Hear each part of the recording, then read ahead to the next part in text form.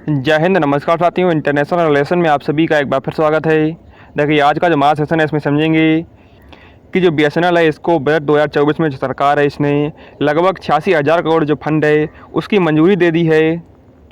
इसके अलावा जो बीएसएनएल है उसको जो 86,000 करोड़ रुपए का जो फंड दिया गया है वो बीएसएनएल की जो सर्विस है इसको अपग्रेड करने, इसके अलावा जो बीएसएनएल की जो टेक्नोलॉजी है इसको रीस्ट्रक्चर करने के लिए फंड दिया है निर्मला सीतारमण ने। और क्या बीएसएनएल को इतना ज़्यादा फंड मिल गया है तो क्या जियो का साम्राज्य खत्म हो जाएगा?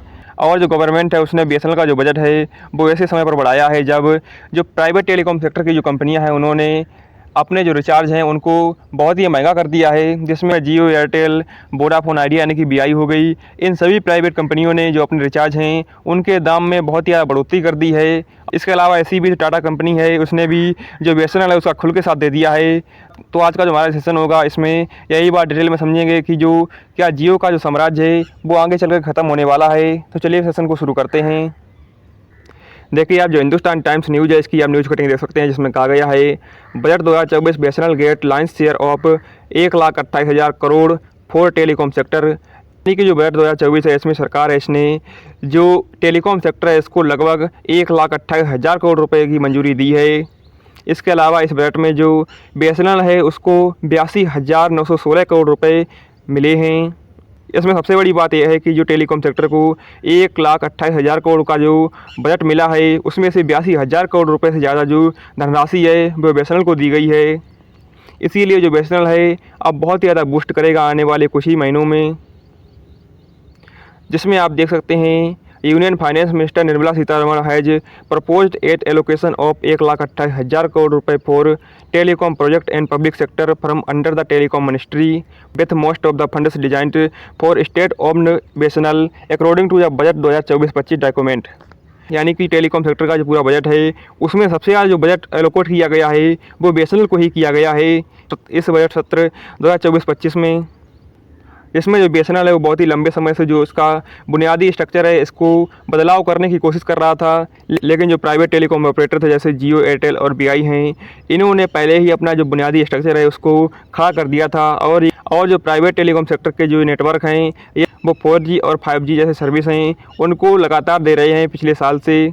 दूसरी तरफ जो गवर्नमेंट कंपनी जो बीएसएनएल है वो 3G और 4G सर्विस पर ही काम चला रहा है और जो 4G सर्विस है उसको भी पूरे क्षमता के साथ जो पूरी इंडिया है उसमें लॉन्च नहीं कर पाया है।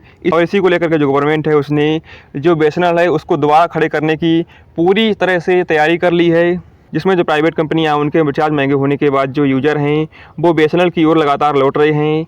और लौटने की कम वजह यह भी है कि जो बीएसएनएल है इसका जो नेटवर्क है वो पूरी ऑल ओवर इंडिया में मौजूद नहीं है फास्ट इंटरनेट का। लेकिन अब जो सरकार है उसने जो बीएसएनएल है उसके लिए बहुत ही मोटा खर्चा करने का प्लान बना लिया है, जिसमें बीएसएनएल को 1,28,000 करोड़ में से जो टेलीकॉम सेक्टर का जो बड़ा बजट है उसमें से 82,916 करोड़ रुपए की मंजूरी दे दी गई है। और बीएसएनएल और जो एमटीएनएल है इन दोनों कंपनियों को अगर मिला लें तो 1,28,000 करोड़ रुपए में से जो 1 लाख करोड़ रुपए हैं वो इन दोनों ही कंपनियों को दिए गए हैं।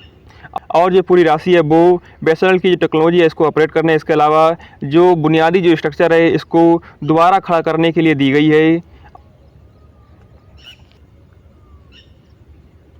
इसके अलावा फरवरी में जो 2024 का जो अंतरिम बजट पेश हुआ था उसकी बात करें, इसमें जो टेलीकॉम सेक्टर है इसने 14.65% की जो ग्रोथ की है। इस बजट की सबसे खास बात यह है कि इस बजट में जो भारत नेट है इस पर खर्च होने वाला जो बजट है इसमें 70% की वृद्धि दर्ज की गई है।